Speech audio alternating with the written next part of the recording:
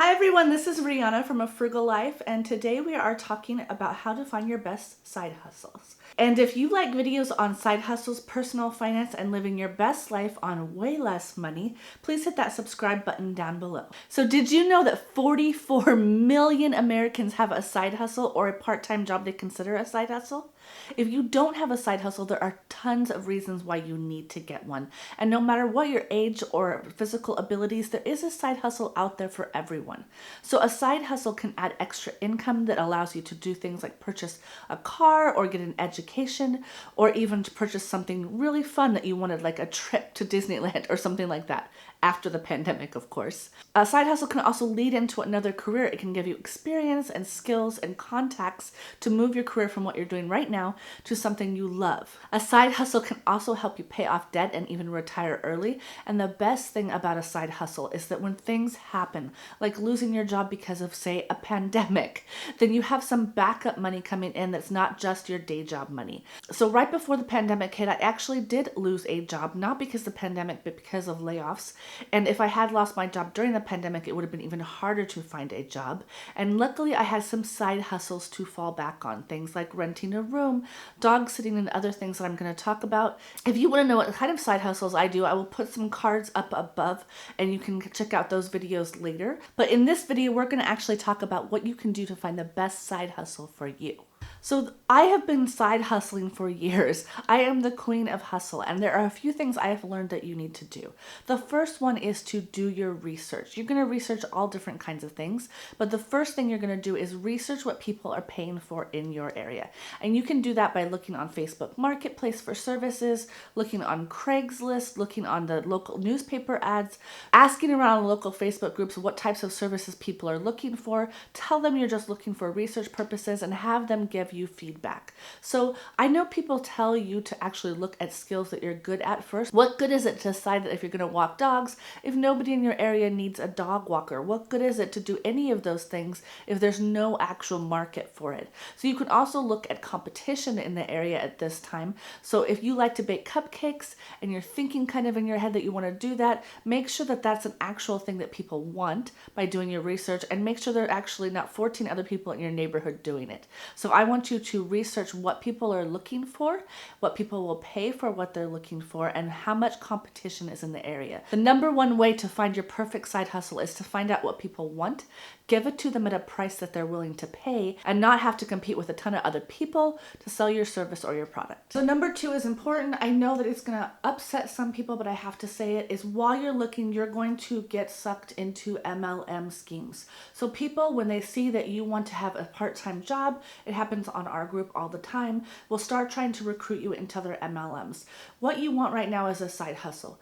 Don't fall for anything that asks you to pay them to work for them. So we'll talk about MLMs later on down the road. I can give you links if you ask in the comments to some videos. We'll tell you why this is not a good idea. But for now, just concentrate on things that you personally can do. You will make way more money and not get sucked into other things. So you don't want to recruit people. You don't want to actually purchase products from somebody else in order to sell them. We're talking about real side hustles that make you real money right now. So if somebody talks to you about a business opportunity they have or anything like that that you will have to pay money to get into, just say no. Move on to these other tips, and we're going to get you started on a side hustle that will actually make you money, not cost you money. Okay, now we're going to talk about the tip that everybody talks about doing first. This is actually what we're going to do third, because I think this is more important that you do your research first. So now you're going to make a list of all the things that you're good at. So while you're making this list, you can think about the market research that you had. So just because people are looking for a baker,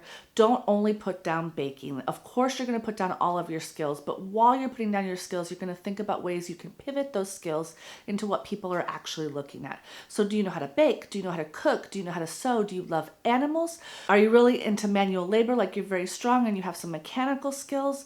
Write all of your skills down. If you can't think of anything, other people will know what your skills are. So go to your parents, to your boyfriend, to your husband, to your wife, to your siblings, anybody who's close to you, and ask them to help you make this list, because you will miss things, because people don't always think that they are good at something when they really are. So make as long a list as you can of all the skills and the things that you're actually good at. Next, you don't have to do something you already already are an expert at. You can learn other things. So I want you to make a list of all the things you've dreamed of doing. I'm taking classes right now in graphic design because I actually got into it a little bit and realized I adore it. So actually make the list of things that you want to learn. Do you want to learn to cook? Do you want to learn to bake? Are there other things that you have seen other people do that you think are amazing? If you have a passion for it, write it down, because you can learn new things and sell those new things as products and services. What you want is the longest list possible of your options that you can fit into things that people are looking for. Number 5, we're going to lean into our strengths. When I used to manage a customer service department, I like to lean into the things that people are good at and let them do those things. So I did talk about you can learn other things, but you don't want to have to learn everything if you're selling something. So maybe you're going to learn graphic design, but you already really have a great business background to sell those graphic design skills. Maybe it's the other way around, and maybe you have graphic design skills, but you need to learn the business side of it. So it's okay to learn new things in order to get your job done, but let's lean into the strengths that you do have. So make sure at least what you pick has some things that you're good at, even if you're going to learn other parts of the business. Next, we're going to talk about this in another video too, but make sure that the side hustle that you pick does not interfere with your day job if you have one. So if you have a regular day or night job that makes the majority of your money, make sure that your side hustle is not going to cut into that job. It should not cut into the hours. It should not make you too tired to do that job. Unless you have the financial ability, which most of us don't, to just quit your job and start something new, that's not a side hustle. That's changing your life, right? You're going to work on that side hustle first. You're going to work on that side hustle until it is big enough to maybe take over your day job. Or maybe you don't. Maybe like me, you love your day job and you just want to work a side hustle to make extra money for those reasons I talked about in the beginning of the video.